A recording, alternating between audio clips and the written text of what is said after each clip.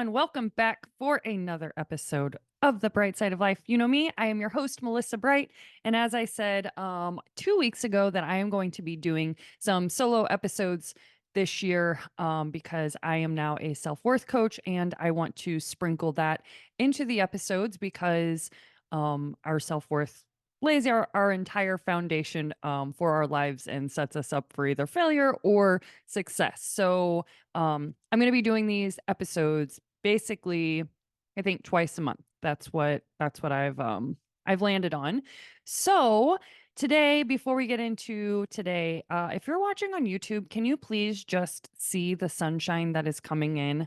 I don't know where you live. If you're not in Missouri, I don't know where you are, but I cannot have the last name Bright and not need sunshine in my life.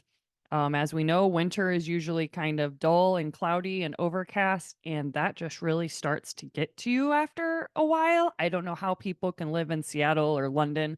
I could not do it. So wherever you are, I hope the sun is shining, or I hope you've had sunshine or you're getting sunshine. Because I just know what a mood booster it is. Like literally, it is everything to me. So if you can see the beautiful sunshine that is happening right now, oh, it makes me so happy. Um, I also wanted to mention the Bright Side of Life podcast is now on socials. It has its own socials. So if you would like to stay in the loop, be updated for new episodes, see behind the scenes stuff, all that stuff is coming and happening. You can follow us on TikTok and Instagram at Bright Side of Life Pod, POD. That will also be in the show notes. So you can just go right there, click on it, and click follow. I would greatly appreciate that. What else? Oh, yes. I haven't even asked her permission, so I'm not going to say her last name, but there was a lady, a girl, a woman, whatever we want to say, that reached out to me at the either end of last year or the beginning of this year, telling me that she would love to help out on the podcast and do this as part of some volunteer work. So I cannot believe I was just so flabbergasted when she reached out to me. She's been a listener of my podcast for a while and she, reached out to see if she could help me in any way. So I want to give a shout out to Brittany. She has just absolutely been rocking it in the things that she is helping me with, and it does not go unnoticed at all. So I just want to say thank you so much, Brittany. You're definitely helping me with a lot of tasks that I just currently don't have time for. So thank you, Brittany. Okay, so today, what are we going to be talking about? So I'm kind of on a Marissa Peer kick, and if you don't know who Marissa Peer is, she is the woman that created rapid transformational therapy. She also calls it RTT for short. She has been a therapist for over 30 years, and I now have in my possession two of her books, on top of me having the wonderful, wonderful opportunity of getting to interview her for the summits that I work for.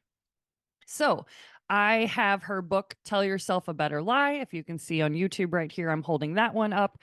And then also, I just got her book, I Am Enough.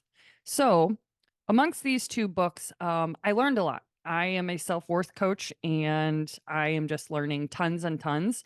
Um, and I love it when stuff is just like all here in one book.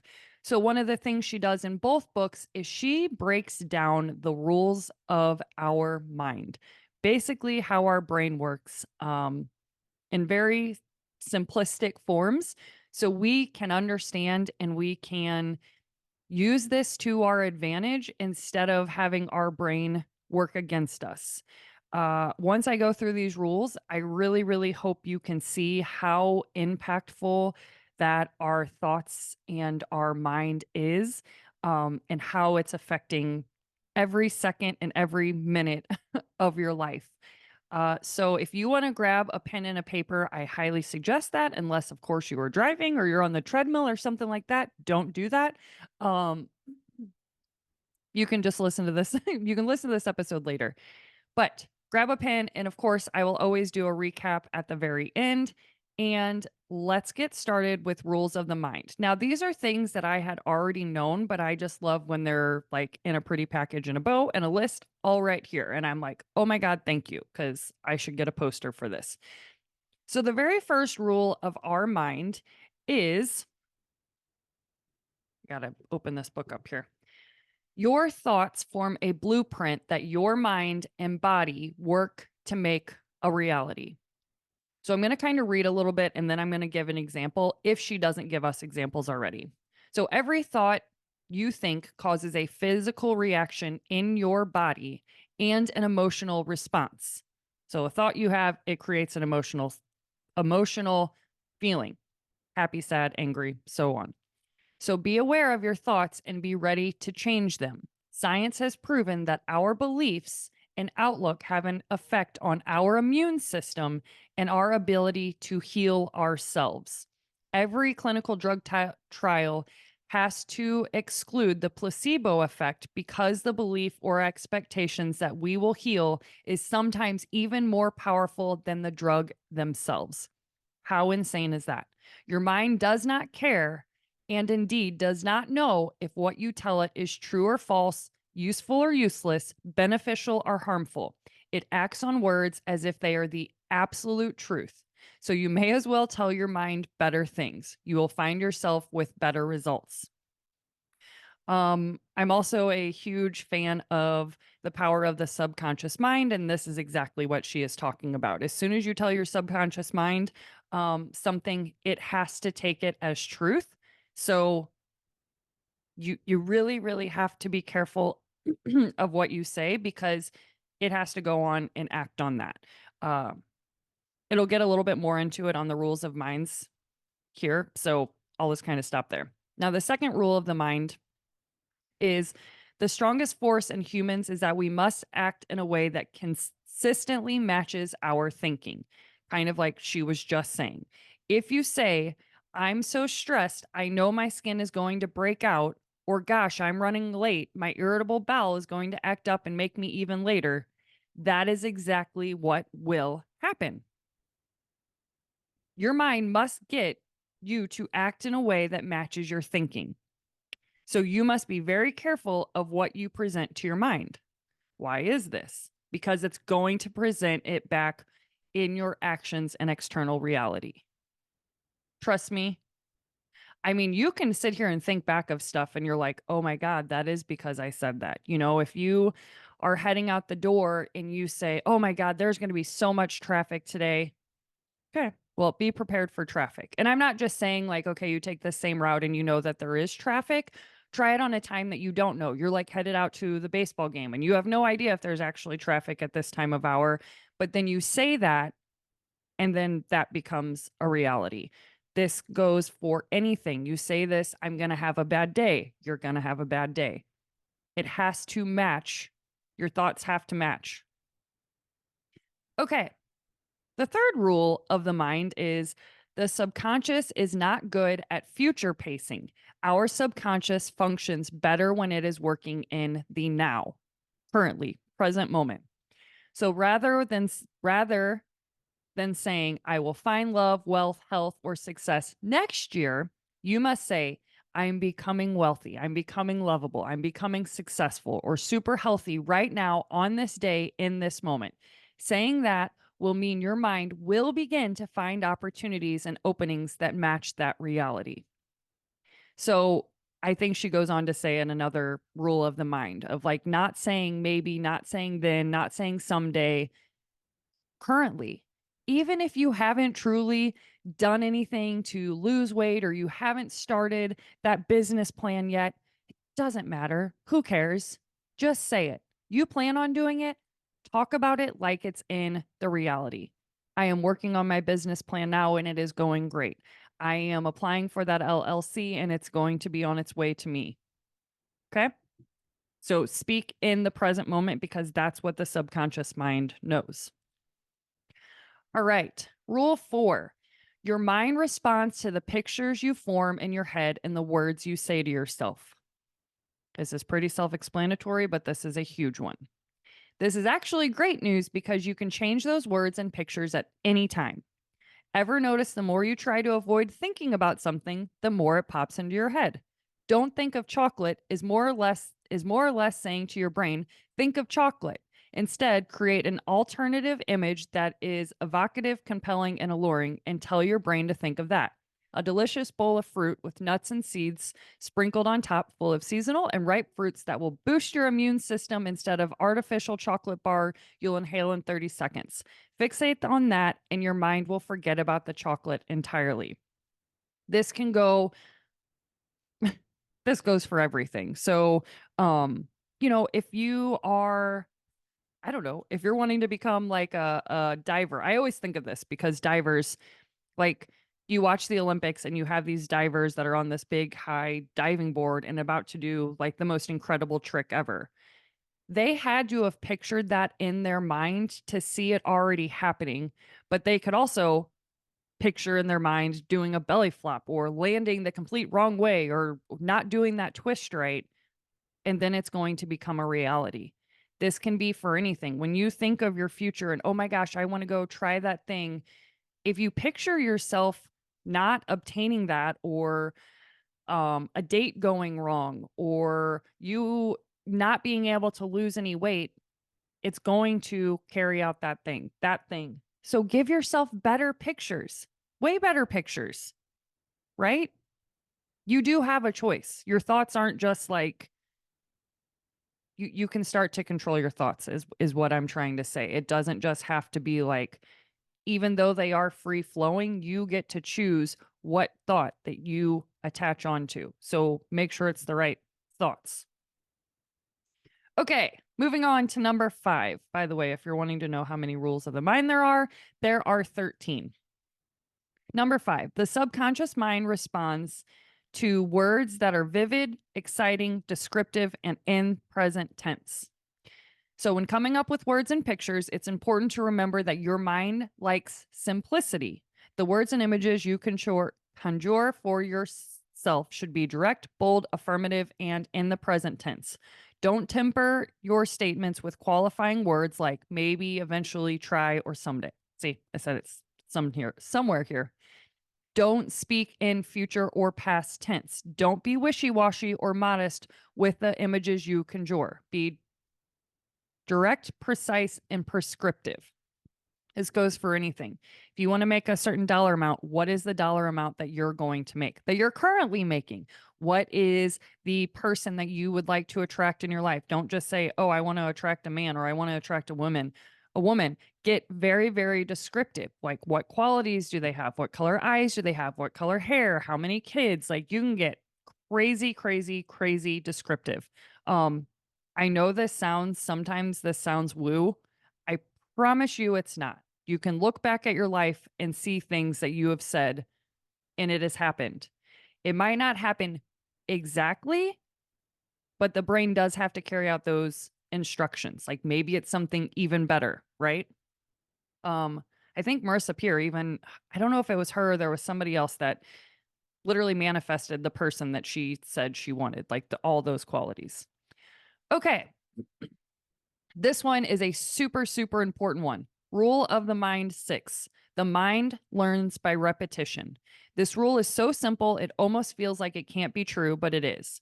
Athletes and musicians practice their craft or skill every day because it builds new neural pathways that make much of what they do automatic as a process known as neuroplasticity.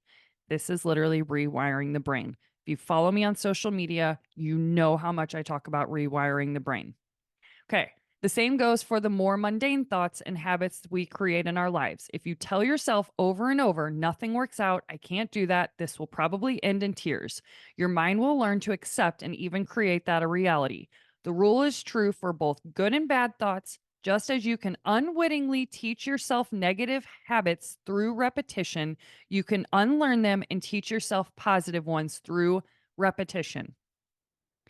I did a video like about a month ago of a way I'm rewiring my brain. And Dr. Rob Kelly did this example. And I have been brushing my teeth with my left hand, which is weirdly enough, I write with my left hand, but I do everything else with my right. So my less dominant hand when I brush my teeth is my left hand. Um, on top of breathing exercises right after that. And what was the other one? Oh, looking myself in the eye and saying I love myself 10 times, I think while I'm brushing my teeth. This can go for anything, guys. If you want to build a new habit, if you want to create new neural pathways, pick a habit and start doing it.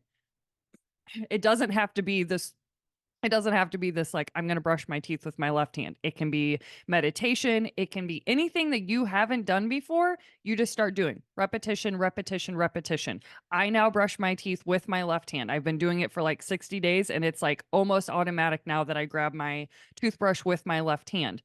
So, just by doing that, it's creating a new neural pathway. But you can also get specific in terms of like affirmations. Affirmations, this comes from repeating, repeat, repeat, repeat, repeat. I am enough. I am enough. I am enough. I am enough. Because eventually the brain has to rewire these new neural pathways. So, therefore, then basically the way the brain works is you have these worn down pathways already in your brain. Think of them like ski slopes as they're often referred to. Well, when your brain you see something and you see it as a challenge, your brain is going to take the least path of resistance, which is going to be that worn down neural pathway. That neural pathway just happens to be the bridge that says I can't do this, I'm not good enough, that's not meant for me. So therefore, that's what you believe. Therefore, you don't take action to try this new thing, so on and so forth. So that's why we need to create new neural pathways. I am telling you, my mindset is so different than what it was last year. I have worked so hard on meditation, on affirmations, on different habits that I often don't have these negative things pop up in my mind anymore because I've worked really hard to rewire these pathways. So repetition is key. You can't just say I'm enough one time and be like, "Oh, it I'm changed now." Okay? All right. Rule 7. Your mind cannot hold conflicting beliefs. When you have conflicting beliefs, they cancel each other out. I have seen contradictions like this so many times in my office throughout my career. Often my client isn't even aware of them. They sound like I want a baby, but I will lose my job and get fat. I want to speak in public, but everyone will laugh at me and I will fail. I want to love, but it would kill me if I got dumped again because it hurt so bad last time.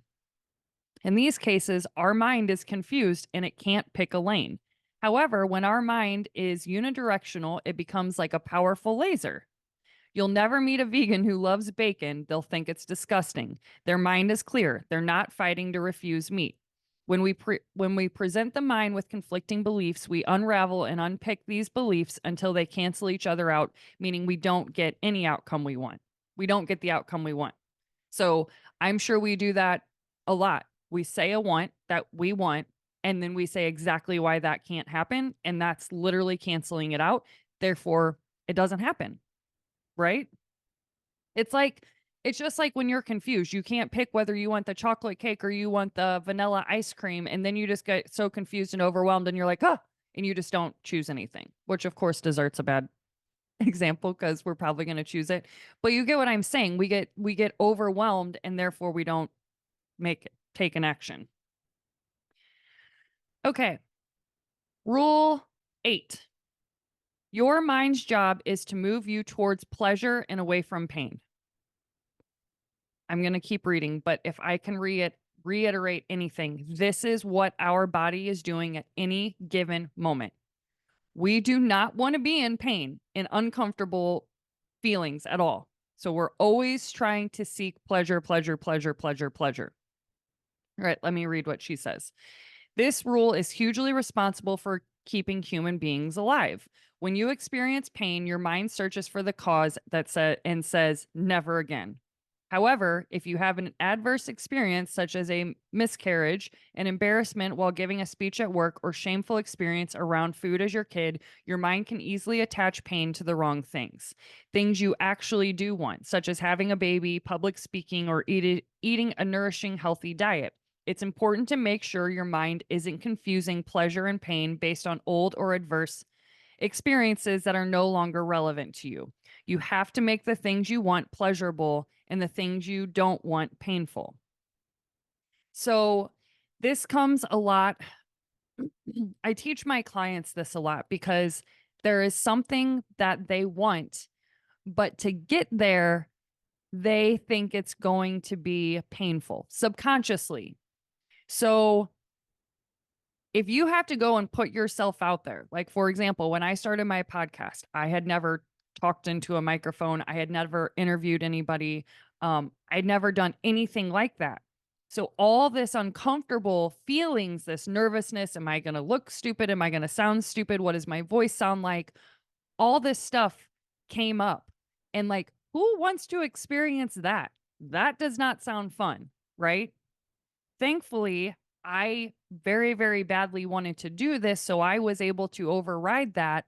But I had to really have a conversation with myself to like kind of set myself up for success. Like the very first interview I ever did, I managed my expectations and I said, "Melissa, this is your first time.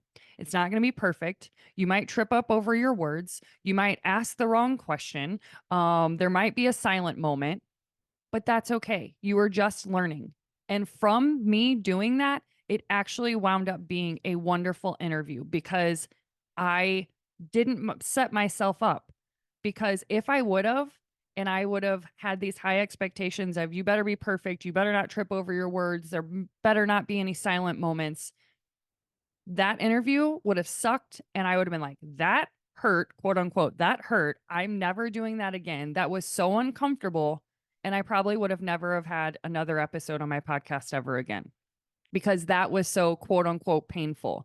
So painful can also be uncomfortable. This is often why we stay in our comfort zones, right? Because we don't want to step out and feel nervous or potential disappointment or potential failure or potential embarrassment or potential rejection. So we just stay here where we know this familiarity, right? Um, so that rule of the mind is probably one of the most helpful that I have for me. Just like when we are wanting to eat healthy. Dude, we are always wanting to go towards the pleasure. We're wanting to go towards the chocolate and the ice cream and the carbs and all this. And like the pain is the working out, the commitment, the discipline, the healthy eating, the water we have to drink instead of the margarita, right? That's like a pleasure pain thing, but it's really not truly pain. It's just like that's kind of where our brains have like developed over these thousands of years that that's not actually pain. Well, working out can be painful, but you get what I'm saying. I feel like my face is bright red. Okay, rule of the mind number 9. What is expected tends to be realized. Have we not been saying that? People underestimate the extent to which their expectations end up shaping their reality. This can happen in both implicit and explicit ways. In other ways, it not only shapes people's interpretations of events, it can actually be the cause of certain outcomes. One example of this might sound like I knew I'd get sick just like my dad. I saw my father taking medication every day for the ulcer he got, and I formed a belief that hard work makes you sick. That person then goes on to get sick from overwork. The rule is especially true for parents to keep in mind because children learn what they live. Excuse me. Okay. So what is expected tends to be realized. So my biggest example of this is since my mom, I grew up in an environment that did not come from when my mom was single. I did not come from an environment that had a lot of money. I grew up in a trailer. My mom, from what I witnessed, was really struggling. Definitely paycheck to paycheck, always stressed out. You know, when I would come to her for certain things, she would make it happen, but I know that it was like stressful. You know, Melissa needs a prom dress. Melissa needs this. Melissa also has a child at 16, so, you know, add more stress onto that for my mom because she's also feeling like she has to support me. So, I grew up with the idea that, oh, I'm just supposed to struggle because my mom did. And that's just like, whoop, that's just my lineage. I'm just supposed to struggle just because she did, which is crazy. But what's also not crazy is I have absolutely made that a fact. I have made that happen in my life where I would have jobs. where I could be successful, but I would self sabotage them because I did not understand that I was operating from this belief until it became very apparent what I'm like, I'm not lazy. That's not what it is. So what the F is happening? And I realized one day it hit me like a ton of bricks. I've talked about it before on social media was holy crap, I'm holding this belief that I can't be successful because I'm supposed to struggle. Like that's my prescription written up for the rest of my life. So just be careful of like what you think is going to be realized. This could be for health things, this can be anything. I just wanted to give my example. Okay, number 10. Sorry, my nose is running. In a battle between emotion and logic, emotion always wins. The rule is entirely central to RTT, which is her rapid transformational therapy. As you've probably realized by now, most therapy is logical. Let's talk about what happened. Why does it make you feel that way? But when all problems and behaviors have emotional problems at their core, logic is a waste of time. If we could help people logically, if we could help people logically, we'd merely have to say, "You're ruining your life with alcohol. You should stop." Or, "You're a 6 foot tall grown man. You don't need to be afraid of something as small as a mouse." But these approaches simply don't work. If emotion defeats logic, forget about the logical explanation and work to change the emotion attached. This was a big aha moment for me because I now know that everything we do has some kind of emotional need attached to that. So we're drinking alcohol because it numbs us from the pain that we don't want to feel in other ways. So that's meeting an emotional need. Being in love with somebody, that's meeting an emotional need. Eating chocolate, that can be giving you an emotional need. Everything has an emotion attached to it. And when you start to see that, you can very much become aware of why you are operating the way you are operating. People with OCD are often doing this because they are able to control something because on the flip side, they actually feel very, very out of control or have felt that way for a long time. So, doing these things, these rituals, these habits are actually creating emotional safety. And they just haven't realized that that's what's happening. So a lot of this stuff, I don't want to say everything, but a lot of this stuff is creating the emotional need of safety. I need to feel safe. That's why we often stay in the same place in our comfort zone because what is it doing? We're safe right here. We're not safe out there in the scary, like unknown land. We don't know what's going to happen if I go try for a business or I go try to go lose weight or I try to walk into a gym or I try to put myself out there to date somebody. We don't know that, but we do know what's happening right now. Like we know what this familiar feels like. I know what it feels like to be in my house every day and not put myself out there to date somebody, right? Um so there's always an emotional need that you're trying to get met in every action that you take. And also keep in mind that it's going to make you go towards pleasure and not pain, right? So it's when you see this stuff, you're like, holy crap. Now I can see why I operate the way that I do. Which also, please let me say, like, this is nothing to be, I have said this so many times on my podcast, but I will always say this. Like self-awareness is not something that you start realizing about yourself and then you go and shame yourself. Like you don't have to do that. This is all to learn what you've been doing to unlearn the shit that's no longer helping you. These familiar patterns that are no longer helping you, these tactics that are keeping you safe, these beliefs that are keeping you stuck. All this stuff is so you can realize it. And now, once you realize it and have self awareness, now it becomes, oh, I have a choice. Now I can actually do something because I realize that I do that behavior and I do this thing every time a stressful situation comes up. I drink alcohol.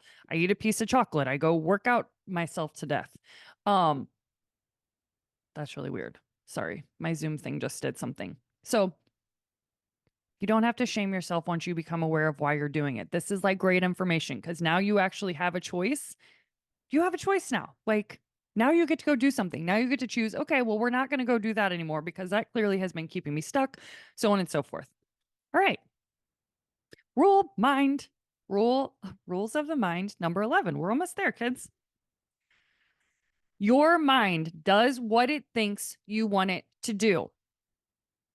Repeating that. Your mind does what it thinks you want it to do. Your mind is just doing what it thinks you want, likely based on information you told it a long time ago in the form of your repeated or inherited thoughts. Your mind always thinks it's acting in your best interest. So if you're not getting the outcomes you want, give your mind better instructions. Remember, your mind does not care if you tell it good or bad, healthy or not, true or false.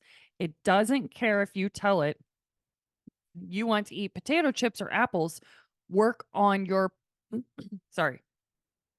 It doesn't care if you tell it you want it to eat potato chips or apples, work on your project or procrastinate, go for a walk or watch Netflix, like putting lotion on your skin, whatever you tell it, it lets in. Sorry guys. Give your mind relevant, detailed, up to the minute instructions so your mind doesn't act on old, unhelpful information. So let me gather my thoughts again. Okay. Yes. So our brain is just doing what it thinks it's supposed to do, which is more than likely, often, most of the time, is keeping you safe. That's its job, guys. If there's anything you can know, your brain is always trying to keep you safe at any given moment because years and years and years and years and years ago, we were being chased by really scary animals and our brain had to be like on the go, ready to defend off whatever. So now in 2024, these little things like, oh my God, I can't go try out for um this music contest because I'm gonna fail. Well, that's just your brain trying to keep you safe because it literally in your body thinks that there's some kind of like threat where it's not actually a threat. It's just like, oh my God, my nerves. I don't want to be rejected. I want to be a good singer, so on and so forth. So yeah, your mind is going to do whatever it thinks is in your best interest. If procrastinating is the thing, it's going to help you procrastinate. And procrastination is just making you delay what you think is going to happen. So you procrastinate. For me, I used to procrastinate on my business stuff because I already tried to predict the future, being like, oh, nobody's going to sign up as a client. Nobody's going to do this.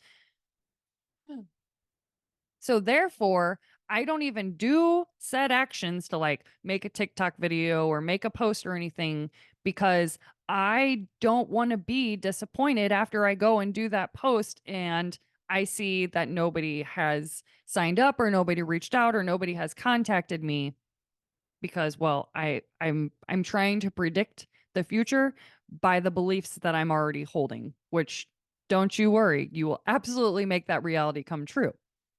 So procrastination is often like just putting off what you already know. Like, I don't want to be disappointed.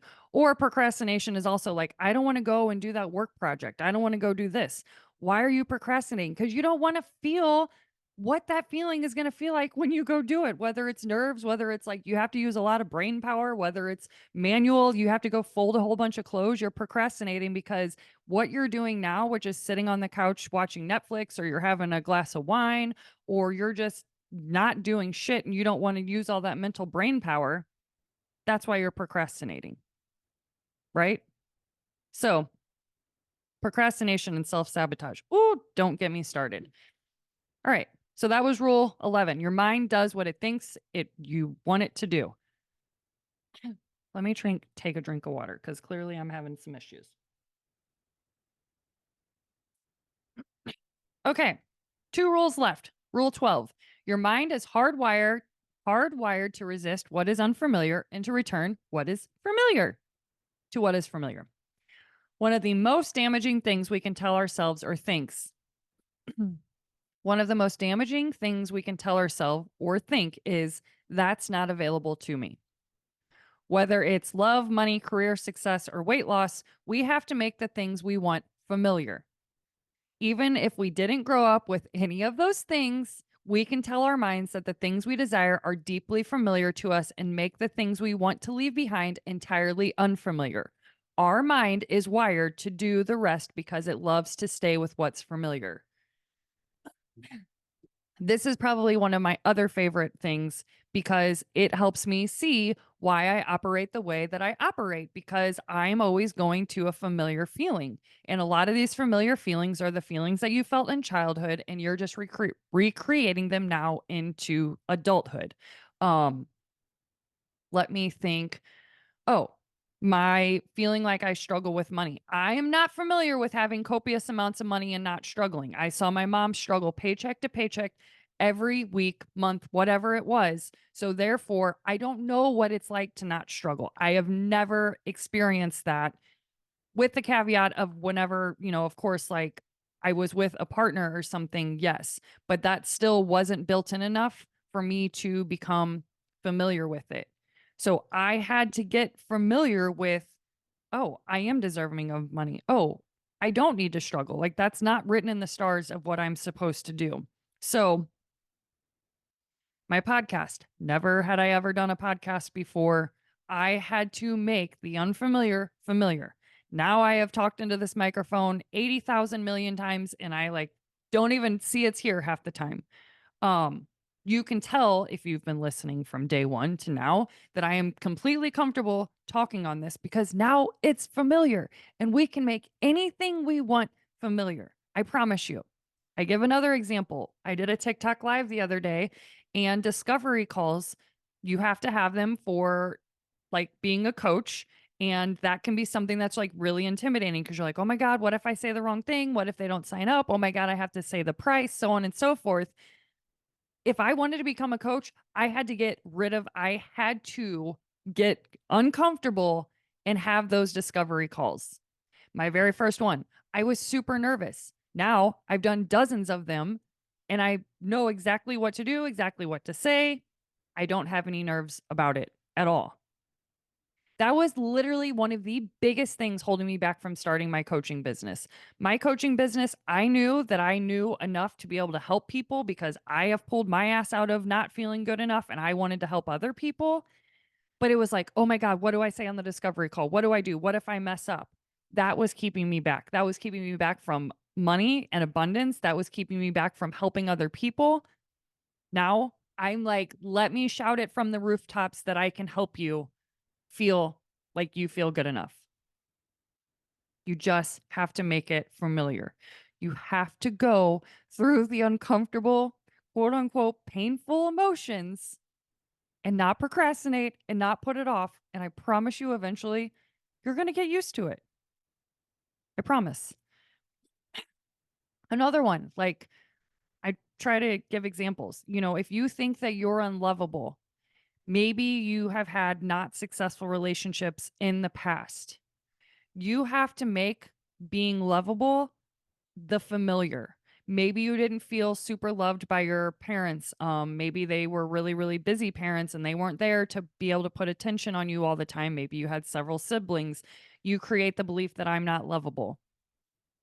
Then you go into get relationships that they make you feel like you're not lovable because it's just carrying out the belief that you already believe about yourself. But you can make that feeling familiar. And I'm going to tell you the number one way to do it is to start loving yourself, is to start showing up the way that you would care for the person that you love. Would you make them coffee every morning? Would you go out on a lunch date with them? Would you speak kind words to them? Hello, start doing that to yourself. I have became my best friend to show myself the kind of partner that I want to attract. I also had to do some reparenting stuff, and that's okay. My dad didn't know how to really show me that he loved me, and we're not even getting into that. But like that's the things that I've had to do to be like my dad had his own stuff going on. I am now 38 years old. I can do this for myself. So, making the unfamiliar familiar. Okay. The last but not least rule of the mind is the greater the conscious effort, the less the subconscious responds. In a battle between the subconscious and the conscious, so also saying, okay, let me say that again. In a battle between the subconscious and the conscious, the former will always win. That's why simply saying to yourself, try to go to sleep or try to relax never works. It's also why the harder you try to have an orgasm, the harder it becomes. Ladies, if you take away the conscious effort, you leave room for the subconscious to take over. Stop trying and instead give your subconscious better instructions. Sleep comes easy to me. My body is a fat burning machine. My digestion is amazing. Okay, I want to read that sentence over again because sometimes this one's like, I get it, but then she threw me off when she says the former will always win. Okay, in a battle between the unconscious and the conscious, the former will always win. Okay. So yeah,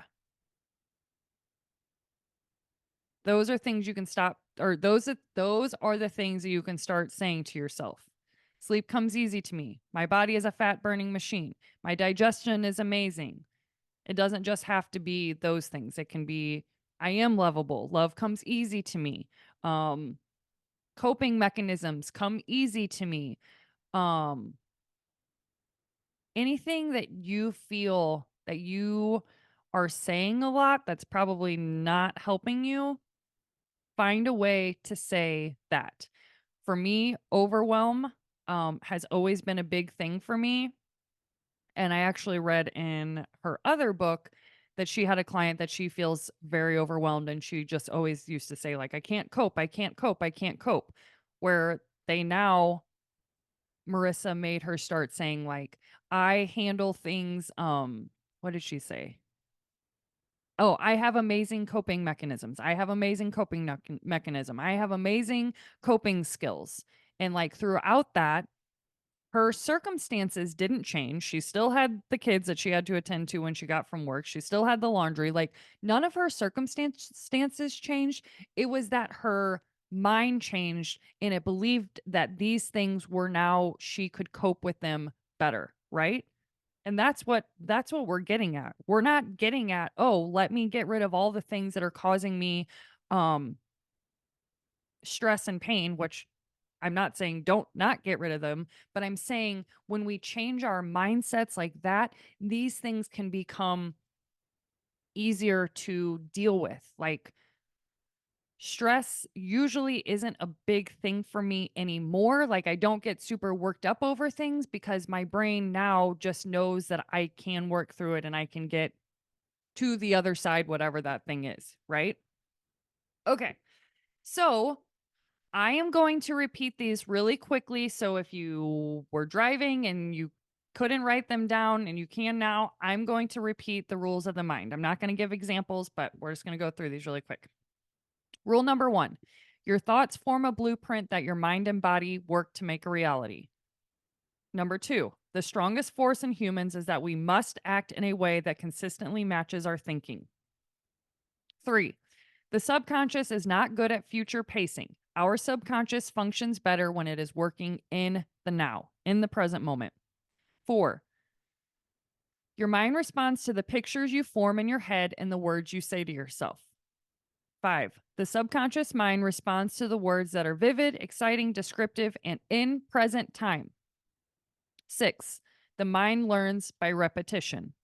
Seven, your mind cannot hold two conflicting beliefs. Eight, your mind's job is to move you towards pleasure and away from pain. Nine, what is expected tends to be realized. 10, in a battle between emotion and a logic, emotion always wins. 11, your mind does what it thinks you want it to do. 12, your mind is hardwired to resist what is unfamiliar and to return to what is familiar. 13, the greater the conscious effort, the less the subconscious responds. Guys, those are the rules of the mind.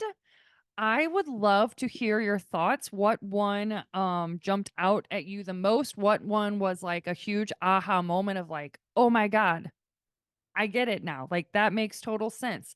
I would love for you guys to give me feedback. Follow me on TikTok or on Instagram, Bright Side of Life Pod.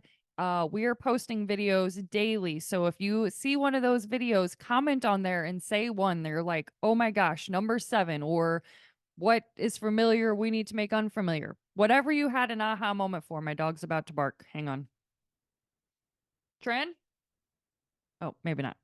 Oh, I thought, oh, yep, yep. Hang on. My daughter is here now.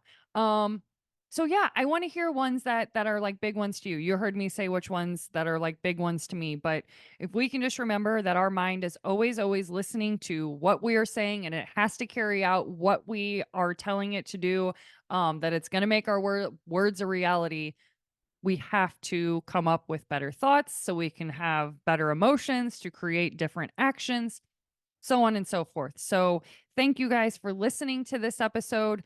We are going to be back next week with a guest, Abel Hart. If you are not familiar with him, he has such fun music. It's super positive music, about manifesting and abundance and law of attraction.